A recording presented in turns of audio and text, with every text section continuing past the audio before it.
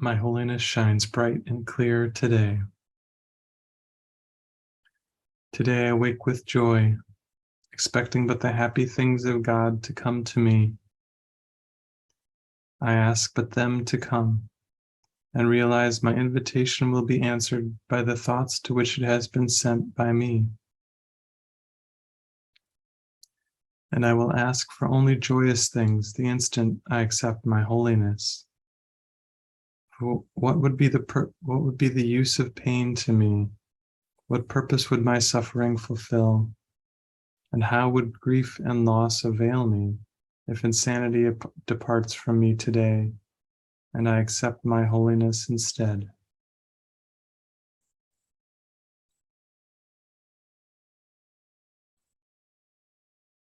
Father, my holiness is yours. Let me rejoice in it, and through forgiveness be restored to sanity. Your Son is still as you created him. My holiness is part of me and also part of you. And what can alter holiness itself?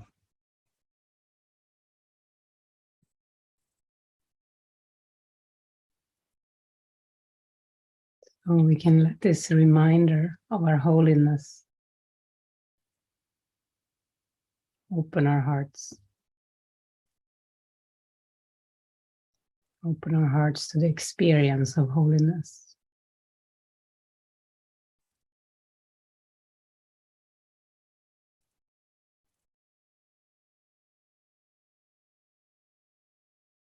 The instant I accept my holiness, I ask for only joyous things.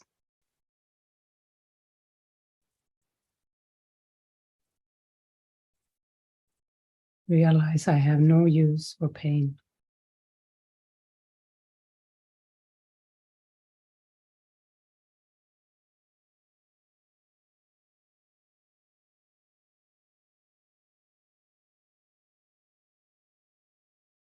We can expect the happy things of God.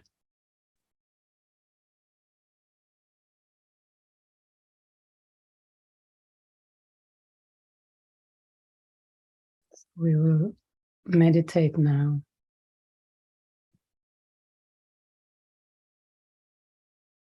Allow our holiness to shine. Shine.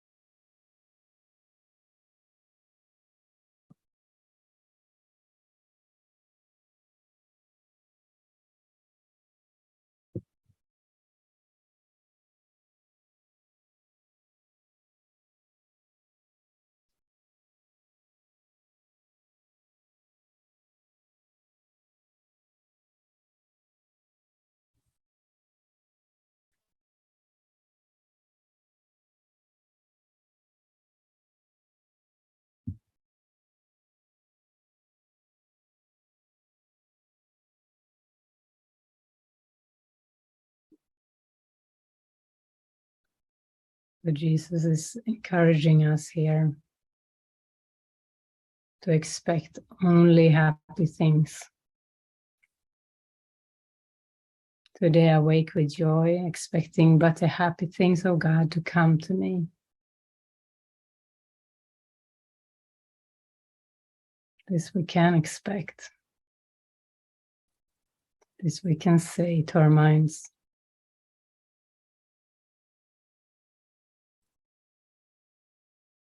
I wake with joy and expect only the happy things of God to come to me. And to the extent that we have some guilt in the mind, we will experience a mixed bag. But we can give over the mixed bag. We can give over the guilt. And tell ourselves again, I expect only the happy things of God. Even if we didn't wake up in joy, it's not too late to make a new decision, to wake in joy. Because I realize that my invitation will be answered by the thoughts to which it has been sent by me. The invitation will be answered by the thoughts to which it has been sent by me. The invitation to holiness comes back if that's the thoughts we started with.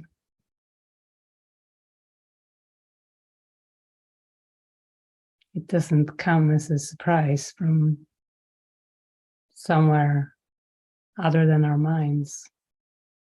It comes as a reflection of our thoughts. That's why it's so important to be aware of our thoughts. To release all unhelpful thoughts, all thoughts of guilt and doubt.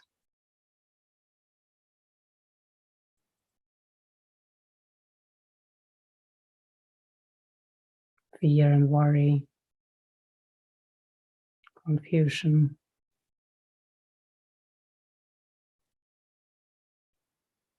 We let the Holy Spirit take them all.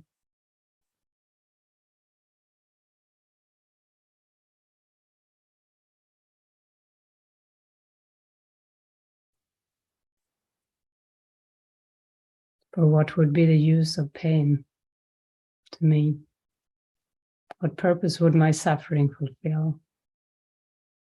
And how would grief and loss avail me if insanity departs from me today and I accept my holiness instead?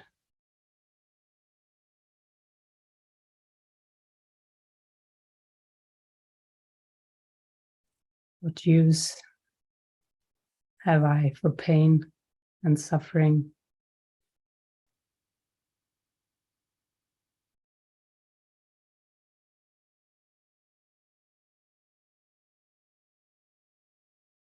It seems insane to have to ask that question, but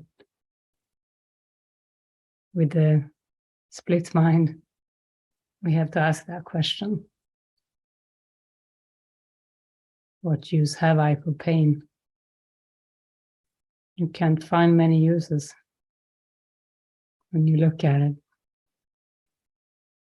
You can't find any uses. Delete the M. Can't find any uses.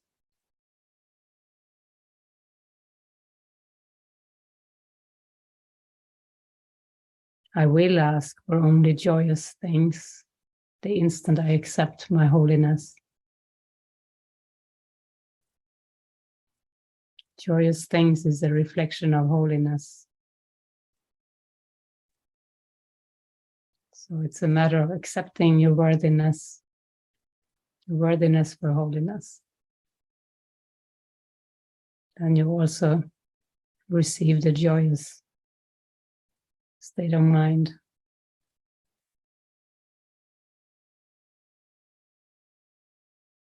We can rejoice in holiness when we realize that our holiness is God's holiness, the holiness of God we share.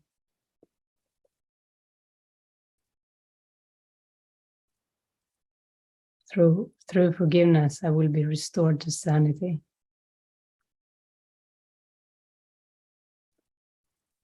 Your son is still as you created him. My holiness is part of me and also part of you. What can alter holiness itself? Nothing can alter holiness itself. Nothing at all.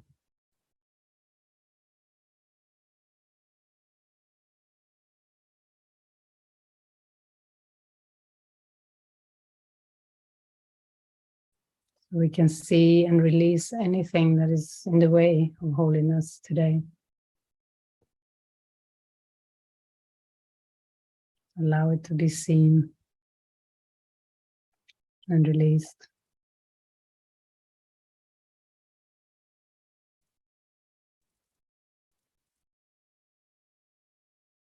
It's a good reminder of how powerful our mind is and how we can use our powerful mind.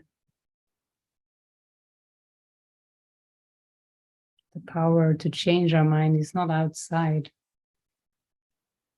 It's in our own mind.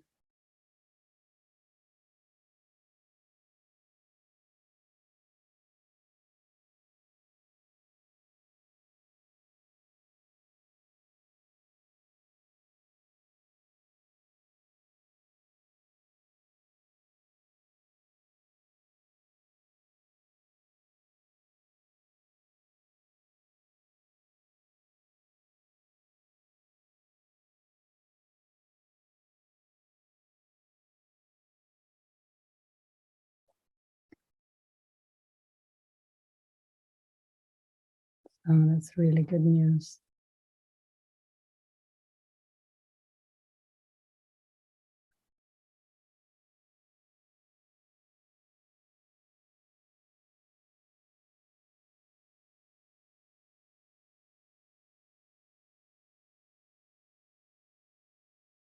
We can approach this holiness. It shines. It's never stopped shining.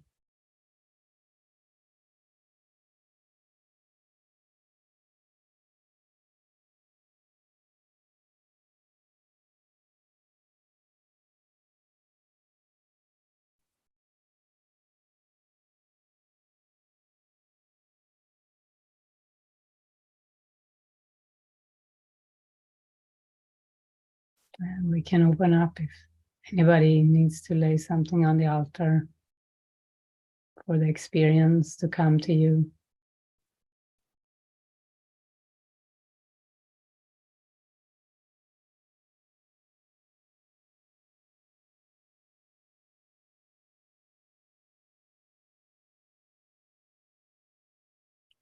Andrea. Hi. Hi. Thank you for this. Yeah, so I had a situation yesterday with my husband. I felt like he was undermining me in front of my child. I was so furious. I was so there was so much anger. It's a repeating pattern that if I feel undermined, it's like, so I was sitting with the anger. And then I was reading these lessons about I can only be hurt by my thought and my true identity abides with you. And I was reflecting on the part of me that's hurt or wants to react or get angry, and knowing that that's not reality. And so I was asking to know my true identity, which I did. And then I asked to know his true identity, which I did. And we were joining in that.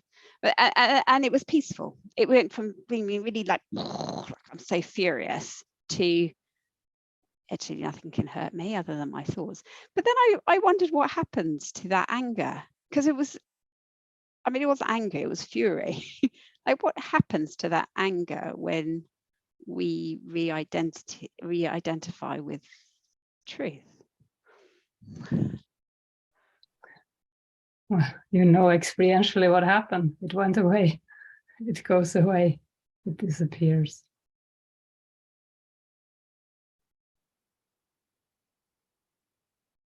How did we freeze?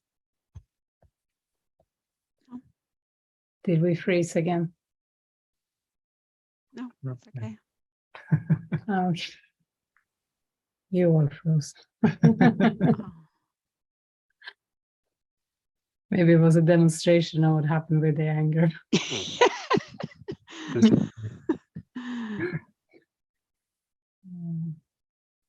Because it's such an intense energy, anger. Like I don't know.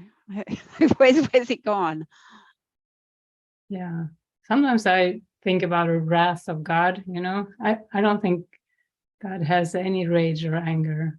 But in the Bible is a bit twisted in places, actually. And it talks about the wrath of God, you know, which I think is more like the energy of clarity coming through to address ego thinking. And I think that's how I see the kind of feelings you had. Like, this isn't right. And you allowed the feeling, but then you asked to see clearly, and it was released. And your husband sounded like he joined with you in clarity after you allowed it.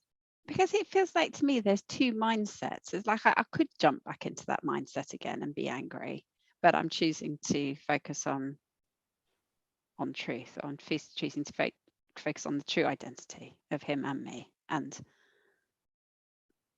it's like it's either or. Like it felt like almost like oh, this is a technique to calm your anger. Like just choose Holy Spirit's mind. And then I was thinking, does it really heal the anger? Does it really? Yeah. What happens to it? Yeah, and that's something to ask yourself if it's still there. Is it still there? Is it completely clear?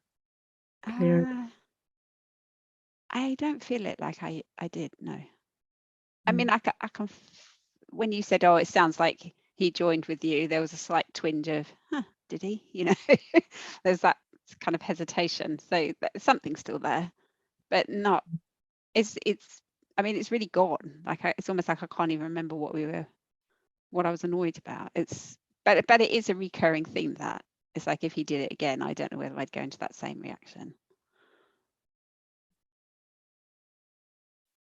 Yeah. So then if it is still there, it's just simply choosing again another time. Yeah, or there is more doubt coming up for healing.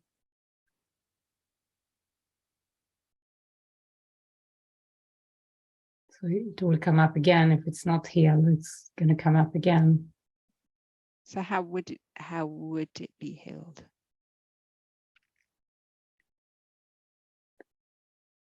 Yeah, following guidance, following what is your highest calling.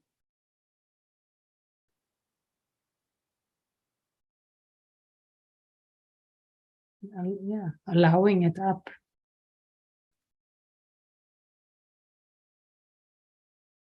Yeah.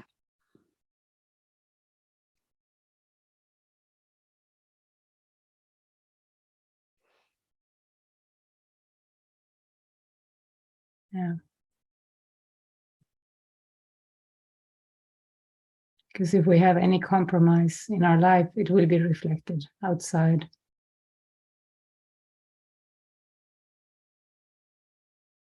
Okay.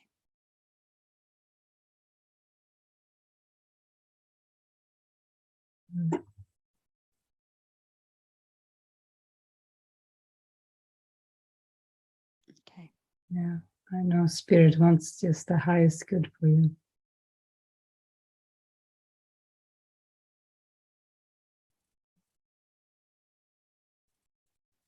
And with a special relationship, you know, there seems to be special love, but there is also special hate.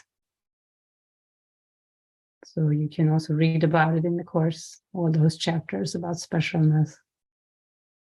It's a reflection of specialness when there is compromise, you know, there is maybe even dependency. And there will be rage and anger coming up because it doesn't really content you.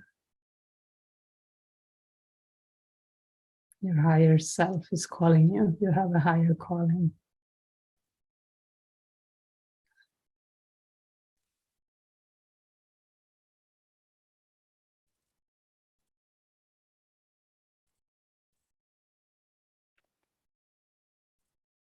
Yeah. Thanks for bringing it up. Thank you.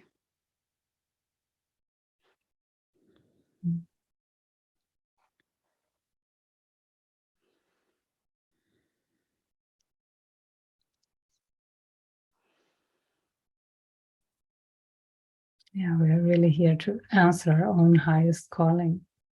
That's why we're here. We have Anne next.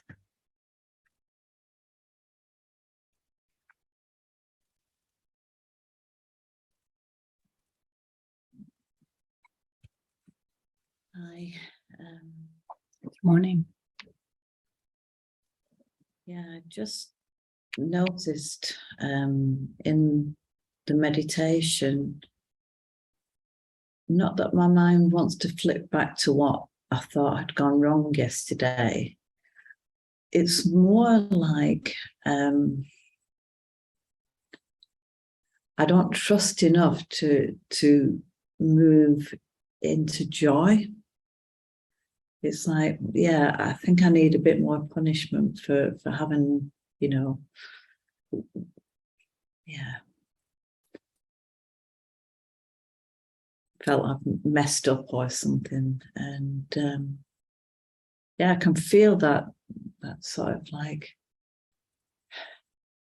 energy where I'm really, you know, like the idea of handing everything over and moving into peace feels like it's not quite here. So I don't really, yeah, I just want to hand over that hesitation, that lack of worth. Yeah, that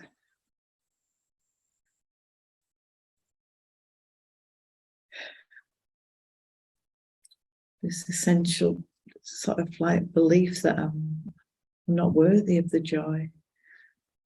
It's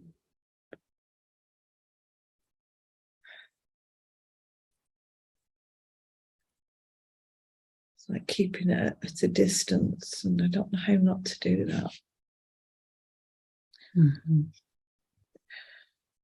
Yeah, maybe it's to look at fear. Take another look at fear. Yeah, I can feel, not all the time, but yeah, I could feel that fear in the meditation. It's like, yeah, there's something that's like gripping, holding back.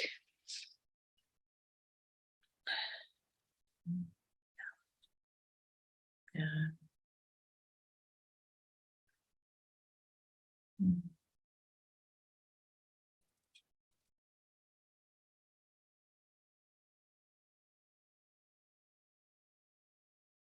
And you mentioned like the wrath of God, and that's just come into my mind. So it's not a conscious feeling, but I think that's what it is. Yeah, the fear of, yeah.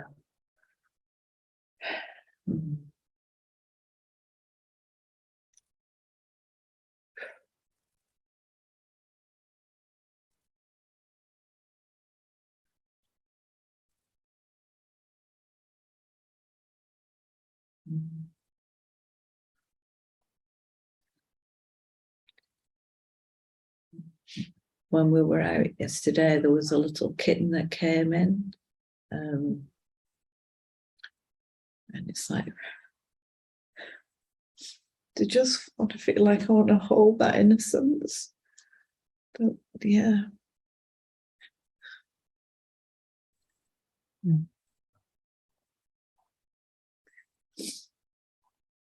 I don't think I'm making much sense, but it's like, yeah, it's Yeah. You are. yeah.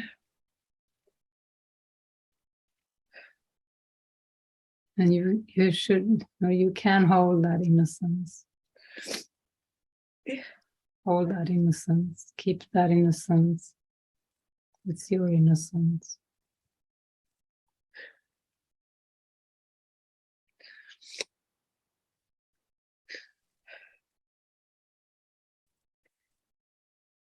Yeah.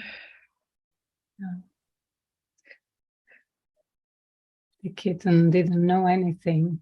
Just going in there, looking around, could smell something good. It was like, but I don't know what I'm doing here. It's like the look. Yeah.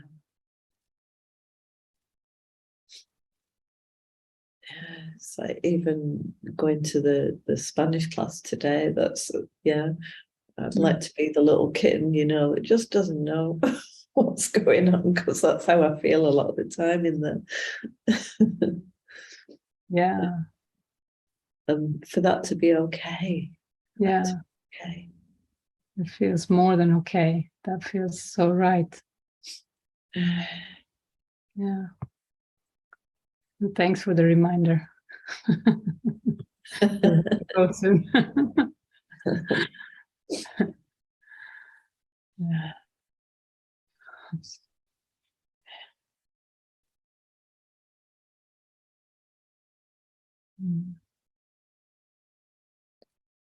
Yeah.